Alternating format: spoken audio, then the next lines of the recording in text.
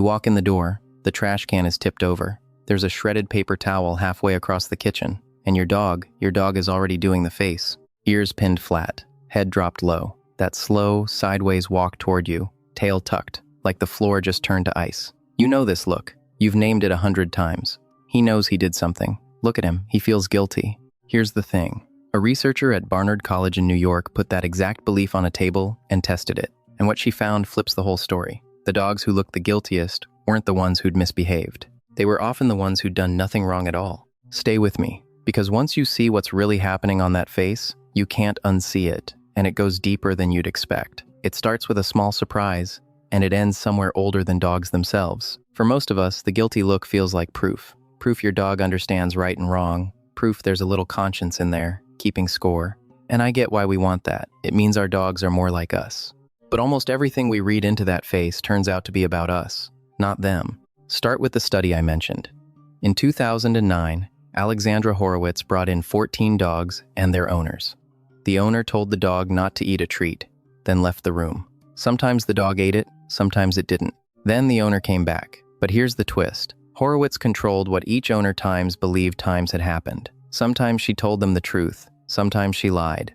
And then she counted every piece of that classic guilty look, the lowered head, the tail down, the averted eyes, the paw lift. What predicted the look wasn't whether the dog had eaten the treat. It was whether the owner scolded. Greet the dog warmly, and the face barely showed even from the ones who'd broken the rule. Start scolding, and it appeared. And the strongest guilty looks of all came from innocent dogs. Dogs who'd left the treat alone and got scolded anyway, because their owner wrongly believed they'd cheated. Sit with that for a second. If the look were really guilt, a memory of wrongdoing, the innocent dogs should have looked the most relaxed. Instead, they looked the guiltiest in the room. They weren't reacting to a crime, they were reacting to you. So here's the first thing you can catch tonight. Watch the timing. That face doesn't lead, it follows. It shows up after your voice changes, not before. And there's a detail buried in Horowitz's paper that almost everyone summarizing it skips, and it's the one that should change what you do tonight. She didn't just record whether the look appeared, she counted how much of it appeared, dog by dog. Scolded dogs produced 4 times as many of these behaviors as dogs who got a warm greeting. Then she went back through her notes on how each owner actually scolded. 3 of those owners didn't stop at a sharp word, they used their hands, forcing the dog down, grabbing, hitting. And those 3 dogs were 3 of the 4 dogs who produced the most guilty-looking behavior in the entire study. Read that twice, because it's the whole thing in one line. The dogs who looked guiltiest had the least to feel guilty about and the most to fear. Horowitz's own phrase for what she was watching, a look of fearful anticipation of punishment by the owner, which tells you the look is learned your dog didn't ship with it. Every dog keeps a private ledger of what tends to happen when you come through the door upset, and that face is the ledger being consulted. A dog who's never been grabbed shows you a small version. A dog who has shows you a big one. So here's another thing to catch. Notice how big times the display is. The size doesn't tell you what your dog did.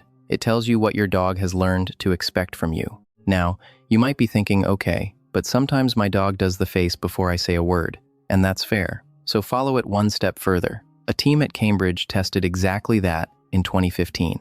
They arranged it so the dog sometimes ate a forbidden food and sometimes didn't, and sometimes the evidence was still sitting there in plain view. Sometimes it was gone. Then they asked owners one simple question.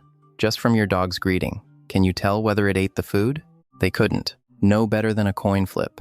The greeting didn't shift based on what the dog had actually done or whether the evidence was right there on the floor. So that mess you're staring at in the doorway to the look, it may as well not exist. There's one more escape hatch worth closing, because it's where people go next. Maybe the dog knows it's being watched. Maybe that face is reputation management, the canine version of getting caught with a hand in the jar. A team in New Zealand tested that in 2020, in scientific reports. In people, something odd happens when you hang up a picture of eyes. We behave better. We litter less, steal less. It's one of the most repeated nudges in psychology. So they gave dogs a chance at forbidden food, sometimes with a photograph of human eyes watching, sometimes with a photograph of flowers.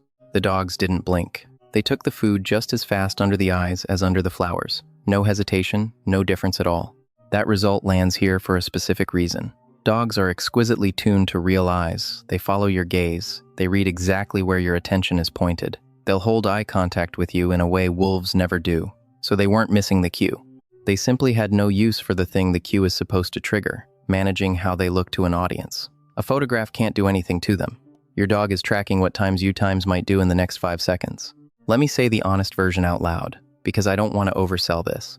There is no experiment showing your dog replays the crime, understands it broke a rule, and feels remorse the way a person would. That inner story is ours. We wrote it, and then we handed it to them. But losing the guilt story doesn't leave you with nothing on that face. It leaves you with something more precise and, once you understand it, far more moving. Because if the look isn't about the past, the only place left for it to live is the present. This exact moment. In 2018, Albuquerque and colleagues found that dogs lick their own mouths more when they look at an angry human face than a happy one with no food anywhere in the room. That little tongue flick has nothing to do with hunger. Your dog is reading the weather moving across your face and answering it in real time, usually before you've said a single word out loud. So next time, don't watch the mess. Watch the mouth. That flick is your dog taking the temperature of the room, and the room is you. And here's where it opens all the way up. This reading and answering isn't a trick your dog picked up from living with you. It's older than that. In 2023, researchers ran a study with 53 dogs, having 2 strangers approach, one calm, one mildly threatening. When the approach felt threatening, the dogs turned up exactly these behaviors: the looking away, the lip licking, the lowering of the body. Scientists have a name for this cluster appeasement signals. A whole language for one message: I'm not a threat. Let's not let this escalate. So put the whole chain together. The lowered head, the averted eyes, the slow sideways approach, it's a peace offering. Social wiring your dog inherited from wolf ancestors, older than the day we first invited them to the fire. When your dog feels the tension rising between the two of you, it reaches instantly, without a single thought for the oldest peacemaking gesture its species owns. Which means the sentence you've been reading on that face for years is the wrong one. It was never times I did something wrong. It's closer to, I can see you're upset, please. Are we still okay? Not remorse, repair. And I keep coming back to this, because it's easy to hear that as a letdown, like the science took something warm and explained it into nothing. It didn't. You weren't wrong that your dog was talking to you in that moment. You were right. You were just reading a different sentence than the one actually on the page, a kinder one. Your dog watching your face, catching the storm forming there, and trying to calm it before it breaks. Which changes what you do standing in that doorway. 3 things, and you've already got the first 2 in your pocket. 1. Stop scolding after the fact. Now you know why it fails. Your dog can't connect your anger to trash it knocked over 20 minutes ago.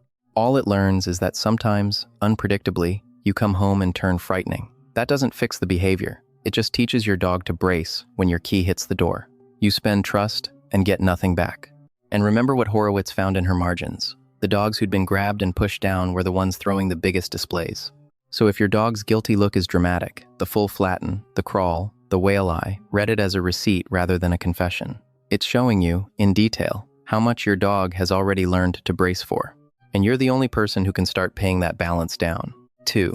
Manage the room, not the guilt. If the trash keeps getting raided, the fix isn't a sterner face. It's a lid, a latch, shoes off the floor, the counter wiped clear. Boring, unglamorous, and far more effective than any lecture your dog was never built to understand. 3. When you do catch that face, soften your own. You're holding the thermostat in that moment. Your dog is already reading you, already reaching for calm, so meet it there. Drop your shoulders, lower your voice, let the air out of the room. That's not letting bad behavior slide. The trash was already on the floor. It's refusing to spend your dog's trust on a punishment that was never going to teach the lesson anyway. So the next time you walk in, find the mess, and watch your dog melt into that slow, sideways, ears back walk, you'll know. That face isn't a confession. It's a question. Are we okay? And you, standing in the doorway, are the only one who gets to answer it. That look you've been calling guilt all these years, it was your dog trying to keep the peace with you the whole time.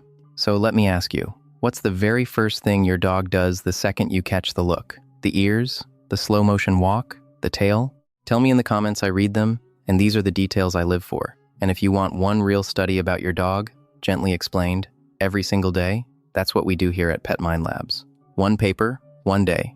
Next time, we're taking on one of the biggest myths people still believe, that your dog sees the world in gray. Spoiler, they don't. I'll see you at Pet Mind Labs.